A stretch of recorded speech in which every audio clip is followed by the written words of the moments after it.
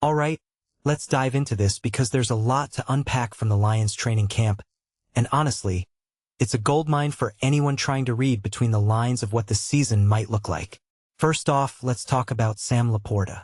Personally, I think his performance on Tuesday was more than just a return to form, it was a statement. After a slow start, which, let's be honest, had fans and analysts alike raising eyebrows, he finally looked like the game-changer we've come to expect. Those back-to-back catches up the seam? That's the kind of play that reminds you why he's such a critical piece of this offense. But what makes this really interesting is the timing. With the preseason opener just around the corner, seeing him shake off the rust now feels almost strategic. It's like he's saying, yeah, I was quiet, but I'm here when it matters. Now, let's shift gears to Ennis Rakestraw. His camp has been a roller coaster, and I'm not just saying that for effect. One thing that immediately stands out is his inconsistency. Sure, he had some solid moments against Jameson Williams, which is no small feat, but then he gets burned on a double move.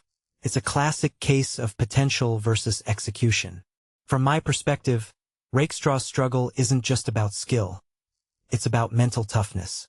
The NFL is unforgiving, and if he can't string together consistent performances, he's going to find himself on the wrong side of the depth chart.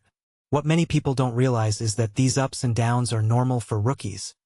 But the question is, can he level out before it's too late? Josh Dobbs, on the other hand, is a fascinating wild card. His brief appearance in team drills was enough to turn heads. And that 23-yard shot to Cedric Wilson? That's the kind of play that gets you noticed. But here's where it gets intriguing. He gets pulled in the red zone because he doesn't know the plays yet.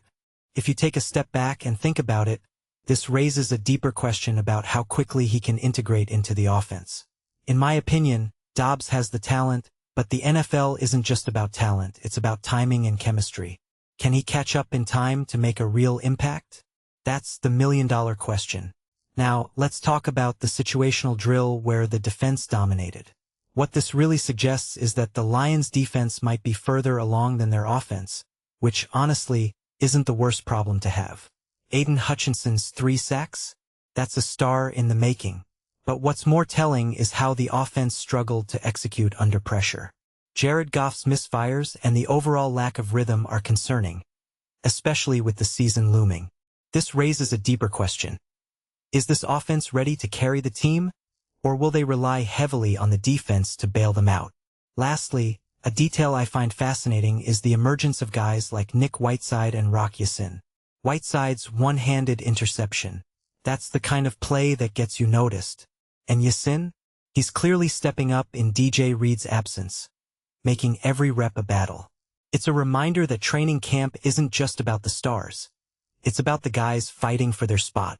Personally, I think these are the stories that often get overlooked but could end up defining the season.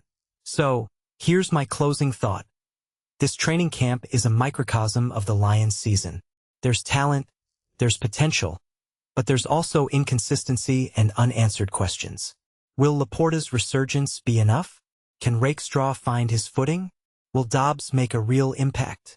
And most importantly, can this team come together when it matters most?